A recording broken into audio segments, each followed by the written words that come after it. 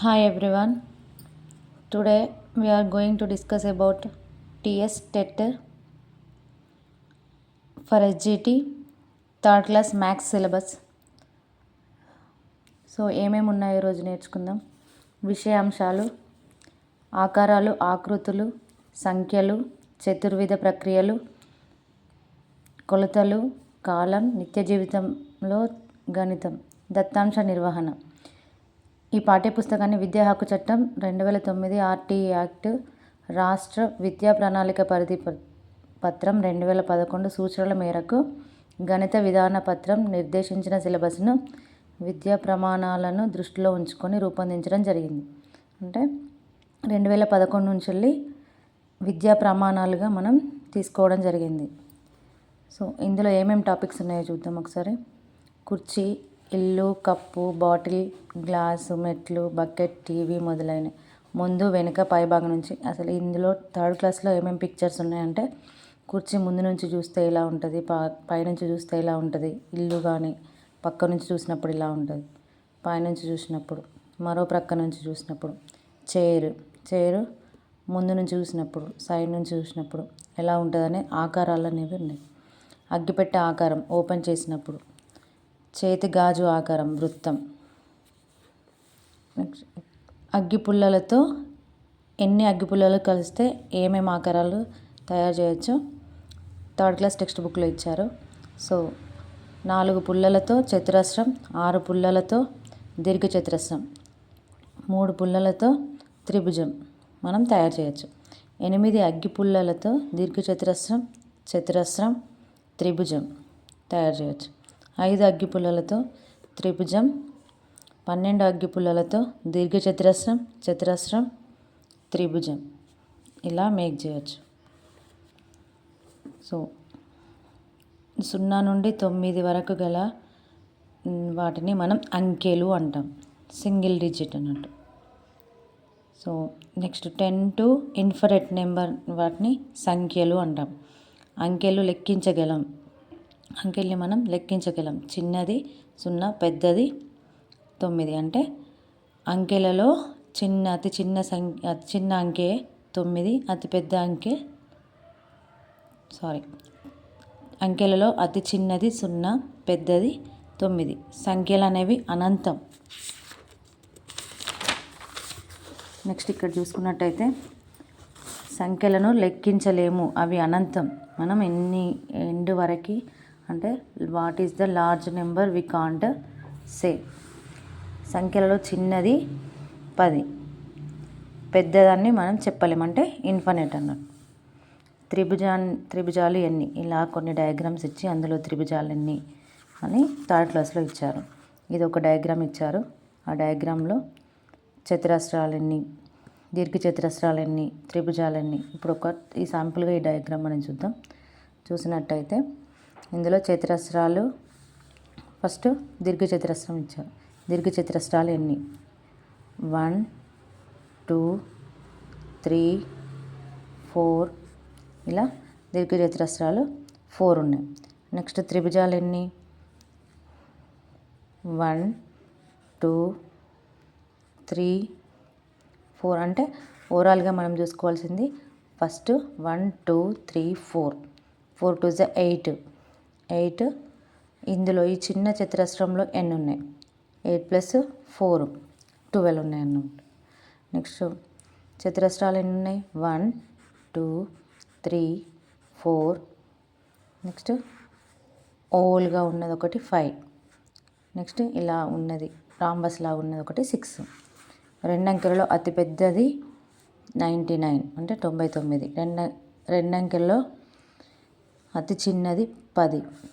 6 8 9లచే ఏర్పడు అంకెలను 5ని రాయండి అన్నప్పుడు మనం వాటిని 2 అంకెల సంఖ్యలు రాయాలి. సో 9 3 నెంబర్లు ఇచ్చారు. 2 అంకెల సంఖ్యలు ఎన్ని పాసిబుల్ అయితే అన్ని రాయాలి. వాటిలో అతి పెద్దది మనం ఒకసారి ఎలా రాసామో చూసుకుందాం. 98 96 86 98 89 68 69. మళ్ళీ రిపీట్ అవ్వద్దు సేమ్ నెంబర్స్. వీటిలో అతి పెద్దది ఏది, 98. అతి చిన్నది 68. అలా తీసుకున్నట్టయితే 62కు దగ్గరగా ఉన్న సంఖ్య కొన్ని నెంబర్లు ఇచ్చి వాటిలో దగ్గరగా ఉన్న సంఖ్యకు యాడ్ చేసి రాయమని కొన్నిసార్లు క్వశ్చన్లు అడుగుతారు. నెక్స్ట్ విస్తరణ రూపం 35 30 ప్లస్ 5 48 40 ప్లస్ 8. విస్తరణ రూపం అంటే మనం ఎక్స్పాండ్ చేసి రాయాలి. విస్తరణ రూపానికి సరి అయిన సంఖ్యలు ఏంటి అని కొన్నిసార్లు అడుగుతారు. కొన్నిసార్లు వాళ్ళే విస్తరణ రూపం ఇచ్చి సంఖ్యలు ఏంటి అని అడుగుతారు. కొన్నిసార్లు సంఖ్యలు ఇచ్చి వాటి విస్తరణ రూపం ఏది కరెక్ట్ అని అడుగుతారు. సో 5 చొప్పున కుప్పలుగా పేర్చడం అంటే 5 పేరిస్తే ఏమవుతుంది, 5వ ఎక్కం వస్తుంది అంటే 5 టేబుల్ వస్తుంది. 5 10 15 20. 10 చొప్పున కుప్పలుగా అంటే 10 టేబుల్ వస్తుంది. 10 20 30 40 50 అలా. 9లో ఎన్ని ఒకట్లు ఉన్నాయని అడిగినప్పుడు 9 ఒకట్లు ఉన్నాయి. 100లో ఎన్ని పదులు ఉన్నాయని అడిగినప్పుడు 10 పదులు ఉన్నాయి. 100లో ఎన్ని ఒకట్లు ఉన్నాయన్నప్పుడు 100 ఒకట్లు ఉన్నాయని అర్థం. 3 అంకెలతో ఏర్పడే మొదటి సంఖ్య అంటే 3 అంకెలలో అతి చిన్న సంఖ్య ఏదన్నప్పుడు 100. 100కు 1 కలిపితే ఏమవుతుంది, 101. 100కి 10 కలిపితే ఏమవుతుంది, 110. 100కి 100 కలిపితే ఏమవుతుంది, 200. నెక్స్ట్ 42 అనేది ఒక సంఖ్య. ఇందులో 4 పదులు 2 ఒకట్లు ఉన్నాయి. 358 అనేది ఒక సంఖ్య. ఇందులో 300 ప్లస్ 5 పదులు ప్లస్ 8 ఒకట్లు. పై సంఖ్యలో 3 యొక్క స్థాన విలువ 300. ఇది చాలా ఇంపార్టెంట్ అని ఒక్కొక్కసారి క్వశ్చన్స్ అడుగుతారు. దాని స్థాన విలువ ఏంటి, ముఖ విలువ ఏంటి. ఇందులో 3 యొక్క స్థాన విలువనేమో 300, 3 యొక్క ముఖ విలువనేమో 500. అంటే ఫేస్ వాల్యూ అంటే దానికి ఫేస్కున్న వాల్యూ ఏంటిది 3కి 3. కానీ స్థాన విలువ అనేది దాని స్థానాన్ని బట్టి మారుతుంది. ఫేస్ వాల్యూ మాత్రం ఆల్వేస్ సేమే ఉంటుంది. అంటే ఫేస్ వాల్యూ ఎప్పుడు 3. అది ఏ ప్లేస్లో ఉన్నది అనే దాన్ని బట్టి ప్లేస్ వాల్యూ అవుతుంది. అంటే స్థాన విలువ అది స్థానాన్ని బట్టి చేంజ్ అవుతుంది. సో ముఖ విలువ ఎప్పుడు 3. స్థాన విలువ అనేది అది వందల స్థానంలో ఉంటే 100 వస్తుంది, 10ల స్థానంలో ఉంటే 10, ఒకట్ల స్థానంలో ఉంటే ఒకట్లు వస్తుంది. ఇక్కడ చూడండి 5 యొక్క స్థాన విలువ 50. అది ఎక్కడుంది అంటే 10ల స్థానంలో ఉంది. 5 యొక్క ముఖ విలువ 5 అవుతుంది. 8 యొక్క స్థాన విలువ 8 ఎక్కడుంది, ఒకట్ల స్థానంలో ఉంది కాబట్టి 8 ఒకట్ల స్థానం అంటే 8. 8 యొక్క ముఖ విలువ అంటే 8. 50లో ఒకట్ల స్థానంలో 0 ఉంది కనుక ఒకట్ల స్థానంలో ఏమీ లేదని అర్థం. అంటే 0 ఉందంటే అక్కడ ఒకట్ల స్థానంలో ఏం లేదు కాబట్టి అది 50 అని అర్థం. 10ల స్థానంలో 5 ఉంది కనుక 5 పదులు 50. అదేవిధంగా 203లో 100ల స్థానంలో ఉన్న సంఖ్య ఏంటిది, 100ల స్థానంలో ఉన్న అంకె ఏంటిది 2. 10ల స్థానంలో ఏం లేదు కాబట్టి 0. ఒకట్ల స్థానంలో 3.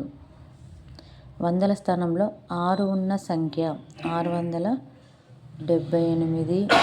769, 286. ఇందులో 100ల స్థానంలో 6 ఉన్న సంఖ్య ఏది, 678 అనేది కరెక్ట్ ఆన్సర్. 10ల స్థానంలో 80 ఉన్న సంఖ్య 861. 10ల స్థానంలో అంటే ఒకట్లో 10లో రెండో స్థానం ఇక్కడ ఉన్న స్థానంలో 10 స్థానంలో 8 వచ్చే సంఖ్య ఏదని అడుగుతున్నారు. So 182 correct answer. ఎందుకంటే 10ల స్థానంలో 8 ఉంది కాబట్టి. ఒకట్ల స్థానంలో 7 ఉన్న సంఖ్య, ఒకట్ల స్థానంలో ఇక్కడ 7 ఉంది. ఇది 7 అనేది 100ల స్థానంలో ఉంది, ఇక్కడ 10ల స్థానంలో ఉంది, ఇక్కడ ఒకట్ల స్థానంలో ఉంది కాబట్టి ఇది answer. Next less than greater than వాటికి మధ్యలో అండర్స్టాండ్ చేసుకోవాలి. ఈ 2 కార్నర్స్ దేని దిక్కుంటే ఆ నెంబర్ పెద్దదన్నమాట. సో ఇక్కడ ఆరోహణ క్రమం అంటే చిన్న నుంచి పెద్ద, మనం మెట్లు ఎక్కుతున్నట్టు ఊహించుకోవాలి, చిన్న నుంచి పెద్ద. అవరోహణ క్రమం అంటే పెద్ద నుంచి చిన్న అంటే మనం మెట్లు దిగుతున్నట్టు ఊహించుకోవాలి. సో ఆరోహణ క్రమం అంటే చిన్న నుంచి పెద్ద అంటే 2 6 8 12 అట్లా ఎక్స్టెండ్ అవుతూ ఉంటుంది. నెక్స్ట్ అవరోహణ క్రమం అంటే పెద్ద నుంచి చిన్న, దీన్ని మళ్ళీ పెద్ద నుంచి చిన్న. 4 6 9లచే ఏర్పడే అన్ని 3 అంకెల సంఖ్యలు. ఎన్ని పాసిబుల్ అయితే అన్ని రాయాలి. ఫస్ట్ ఒక 4 స్టార్టింగ్ 100 ప్లేస్లో ఉన్నట్టు తీసుకొని 469, నెక్స్ట్ 496, 4తో అయిపోయింది. 4 100ల స్థానంలో ఉంటే నెక్స్ట్ 4 ఒకట్ల స్థానంలో ఉండేటట్టు రాసుకోవాలి. 494, 694, 964. నెక్స్ట్ 4 పదుల స్థానంలో వచ్చేటట్టు రాసుకోవాలి. 449, 946 ఇలా రాసుకుంటే అవి ఎన్నిసార్లు వస్తున్నాయి ఎవ్రీ రిపీట్ కాకుండా ఉంటాయి. So 3 2s 6. How many we can write 6. అతిపెద్ద సంఖ్య ఇందులో ఏది, మనం రాసిన దాంట్లో అతిపెద్ద సంఖ్య ఏది అంటే 964. అతి చిన్న సంఖ్య ఏది 469. ఈ రెండింటిని సబ్ట్రాక్షన్ ఒక్కొక్కసారి వీటితో ఏర్పడే ఈ అంకెలతో ఏర్పడే అతిపెద్ద సంఖ్య అతి చిన్న సంఖ్యల మధ్య భేదం అడుగుతారు ఒక్కొక్కసారి, అందుకే భేదం అలా రాసుకున్నాను. నెక్స్ట్ ఒక్కొక్కసారి మొత్తం ఎంత అని అడుగుతాడు, మొత్తం కూడా రాసుకోవాలి. ఏది అడిగినా చేసేలా మనం ప్రిపేర్ అయి ఉండాలి. నెక్స్ట్ సేమ్ ఇదే ఒక నెంబర్ తీసుకున్నాం, కొన్ని అంకెలు తీసుకొని 1 4 2లతో ఏర్పడే సంఖ్యలు 3 అంకెల సంఖ్యలు అని రాసుకున్నాం. నెక్స్ట్ వీటిలోనే అతి పెద్దది ఏది 4 2 1, అతి చిన్నది ఏది 1 2 4. భేదం మొత్తం ఫైండ్ అవుట్ చేసిన. నెక్స్ట్ 50 నుంచి 150 మధ్య ఉండే ఒక్కట్ల స్థానంలో 5 ఉండే సంఖ్యలు ఏంటి 55 ఫస్ట్ రాసుకుందాం. మనం ఒక్కట్ల స్థానంలో 5 వచ్చే సంఖ్యలు ఏంటి 50 నుండి 150 కంటే ఫస్ట్ ఒకసారి రాసుకుందాం. 55, 65, 75, 85, 95, 105, 115, 125, 135, 145 అంటే ఒక్కట్ల స్థానంలో అన్నీ 5 5 5 5 5 5 వచ్చేలా రాసుకోవాలి. ఎక్కడి వరకు 150 ముందు వరకు, అంటే బిట్వీన్ అంటే ఇవి రెండు రాయొద్దు, మధ్యలో ఉన్నాయి మాత్రమే రాయాలి. ఎన్ని ఉన్నాయి మొత్తం 1 2 3 4 5 6 7 8 9 10 ఉన్నాయి కాబట్టి 10 సంఖ్యలు.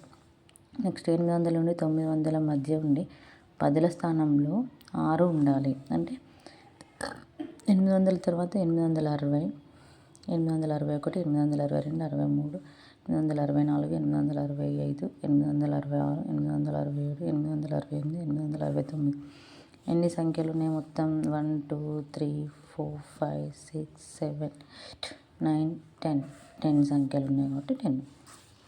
నెక్స్ట్ ఇంకా ఇక్కడ ఒక టాపిక్ చూసినట్టయితే కూడిక గురించి మనం ఎలా అవగాహన కలిగించాలి పిల్లల్లో అంటే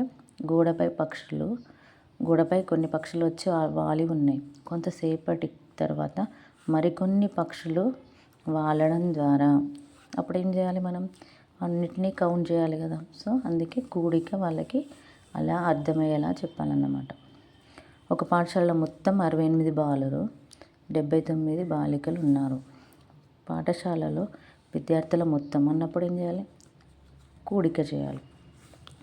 ఒక కంపెనీ ఒక వారంలో 214 ఫ్యాన్స్, రెండో వారంలో 165 ఫ్యాన్స్ తయారు చేసింది.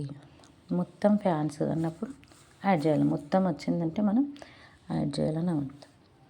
రాణి వద్ద 342 రూపాయలు ఉన్నవి. అఖిల వద్ద రాణి కన్నా 125 రూపాయలు తక్కువగా ఉన్నవి. అంటే అఖిల వద్ద గల డబ్బులు ఎన్ని అన్నప్పుడు ఏం చేయాలి, 345 నుంచి 125 తీసేస్తే ఎంత అవుతుంది మనకి 217 రూపాయలు వస్తుంది. అంటే 217 రూపాయలు ఉన్నవి అన్నమాట మా దగ్గర.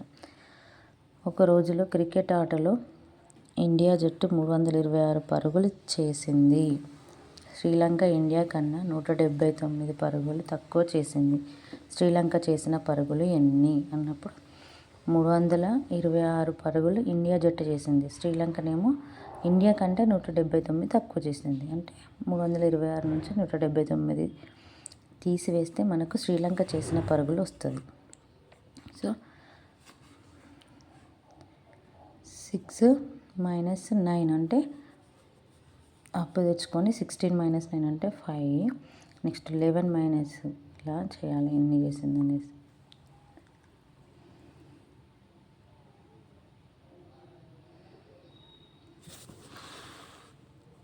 నెక్స్ట్ అమర్ 2 రోజులలో 320 కిలోగ్రాములు ప్రయాణం చేశాడు.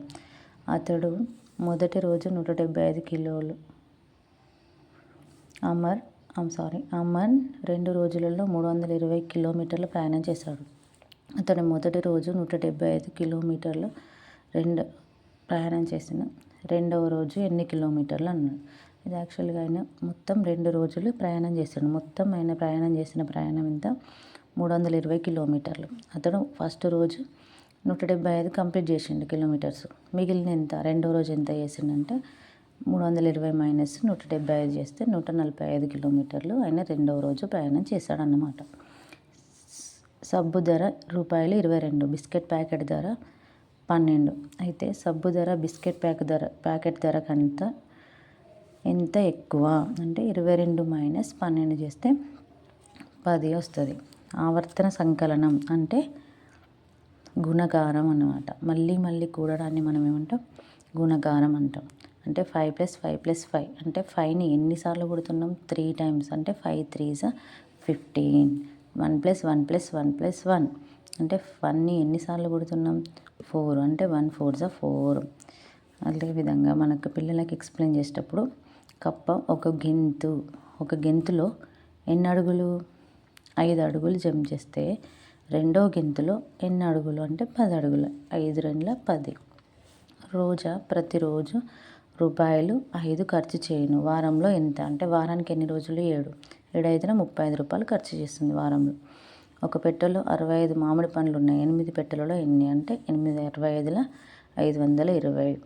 పిల్లలు ఒక్కొక్క వరుసలో 9 మంది చొప్పున 7 వరుసలో నిలబడ్డారు. 7 వరుసలలో మొత్తం ఎంతమంది పిల్లలు ఉన్నారు అని అర్థం. అంటే 9 × 7 ఒక వరుసలో 9 మంది మొత్తం 7 వరుసలు ఉన్నాయి. అట్లా 7 9 63 మంది పిల్లలు ఉన్నారన్నమాట. మొత్తం లడ్డూలు 12. 12 లడ్డూలను మనం ఎలా విభజించాలో ఒకసారి చూడండి. 12 లడ్డూలను 2 పళ్ళలలో పెడితే 12 / 2 అంటే ఒక్కొక్క పళ్ళెంలో 6 6 వస్తాయి లడ్డూలు. 3 పళ్ళలలో వేస్తే 12 / 3 అంటే ఒక్కొక్క పళ్ళెంలో 4 4 వస్తాయి. 4 పళ్ళలలో పెడితే 12 / 4 అంటే 3 3 వస్తాయి. ఒక్కొక్క పళ్ళెంలో 3 3 వస్తాయి. ఇలా మనం భాగాహారం అన్నమాట. రాధ దగ్గర 24 పువ్వులు ఉన్నాయి. ఒక్కొక్కరికి 6 పువ్వుల చొప్పున ఇచ్చిన ఎందరికి ఇవ్వగలదు అంటే 24 / 6 = 4కి ఇవ్వగలదు. ప్రతి గుణకార రూపాన్ని భాగాహార రూపంగాను ప్రతి భాగాహార రూపాన్ని గుణకార రూపంగాను చూపవచ్చు. అందుకే భాగాహారాన్ని గుణకారంగా చూపవచ్చు, గుణకారాన్ని భాగాహారంగా. ఇప్పుడు 24 / 6 = 4 అంటే 6 4s 24. ఇట్లా గుణకారంగా కూడా చూపించవచ్చు అన్నట్టు. అందుకే గుణకారాన్ని భాగాహారంగా భాగాహారాన్ని గుణకారంగా కూడా మనం చూపవచ్చు అని ఇక్కడ చెప్పడం జరుగుతుంది. నెక్స్ట్ 5వ తరగతిలో 50 మంది విద్యార్థులు ఉన్నారు. వీరిని 5 గ్రూపులుగా విభజిస్తే 50 / 5